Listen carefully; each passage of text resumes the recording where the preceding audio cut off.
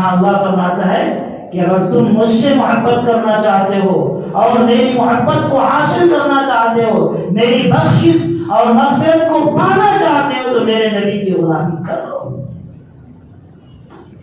حضرات صحابہ کرام رضوان اللہ تعالی علیہم اجمعین زندگی کے ہر موڑ پر، ہر قدم پر اللہ کے نبی صلی اللہ علیہ وسلم کے طریقے کو دیکھتے تھے کہ آپ صلی اللہ علیہ وسلم کا طریقہ کیا ہے، آپ صلی اللہ علیہ وسلم کی سنت کیا ہے۔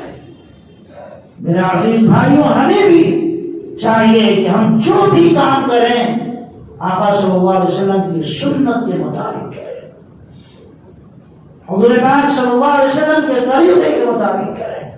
یقیناً اسی میں کامیابی اور نجات ہے۔ دنیا کے سارے طریقے فیل ہیں طریقے محمدی کے۔ ہم شکوہ اور شکایت کرتے ہیں، ہم رونا روتے ہیں کہ اللہ کی مدد نہیں آتی ہے، اور فلاں دشمن ہم پر چڑھ گیا، فلاں جگہ ہمارے ساتھ ظلم ہو رہا ہے، ہمارا حق دبا لیا جا رہا ہے، ہم محروم کر دیے جا رہے ہیں، ہم دبائے جا رہے ہیں، کچلے جا رہے ہیں۔ ہمارا روز کا یہی رونا ہے۔ لیکن کیا ہم نے کبھی اپنے اندر یہ جھانک کر کے دیکھا کہ یہ آفتیں، یہ مصیبتیں کیوں آئی؟ ہمارا قصور کیا ہے؟ ہماری غلطیاں کیا ہیں؟ ہمارے گناہ کیا ہیں؟ کیا ہم نے اپنے نبی کو ناراض نہیں کیا؟ کیا ہم نے اپنے نبی کی سنتوں کا جنازہ نہیں نکالا؟ وہ قوم کبھی بھی کامیاب نہیں ہو سکتی جو اپنے نبی کو تکلیف پہنچائے، جو اپنے نبی کے طریقے کو چھوڑ کر کے غیروں کا طریقہ اختیار کرے۔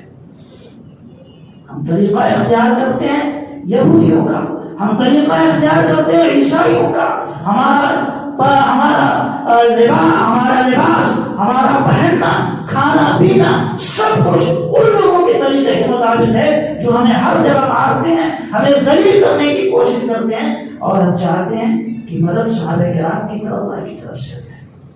جس صحابہ کرام کو اللہ کی مدد آتی تھی اور اللہ ان کو کامیاب کرتا تھا، ہم چاہتے ہیں کہ ہم بھی ویسے ہی کامیاب ہو جائیں۔ لیکن یہ ہم کبھی نہیں دیکھتے کہ حضرات صحابہ کرام نے اپنا سب کچھ نبی کے لیے قربان کیا۔ اللہ کے نبی صلی اللہ علیہ وسلم نے فرمایا لا يؤمن احدكم حتى يكون هواه تبعا لما جئت به، کہ تم میں سے کوئی بھی شخص اس وقت تک کامل ایمان والا نہیں بن سکتا، مکمل ایمان والا نہیں بن سکتا جب تک کہ اس کی تمام خواہشات میرے لائے ہوئے دین کے مطابق نہ ہو جائے۔ تمام خواہشات، جو کچھ ہم کرنا چاہتے ہیں، دل جو چاہتا ہے، یہ سب نبی کے طریقے کے مطابق کر دیں گے جب ہم کامل ایمان والے بنیں گے۔ ہم کامل مسلمان تو ہے ہی نہیں، پھر اللہ کی مدد کیسے آئے گی؟ حضرات صحابہ کرام کو اللہ تبارک و تعالی نے دنیا کی حکمرانی اور دنیا پر حکومت کا شرف اور اعزاز بخشا، اور صرف اسی بنیاد پر کہ وہ حضور پاک صلی اللہ علیہ وسلم کے سچے غلام تھے، اور حقیقت میں وہ اللہ اور اس کے رسول سے محبت کرنے والے تھے۔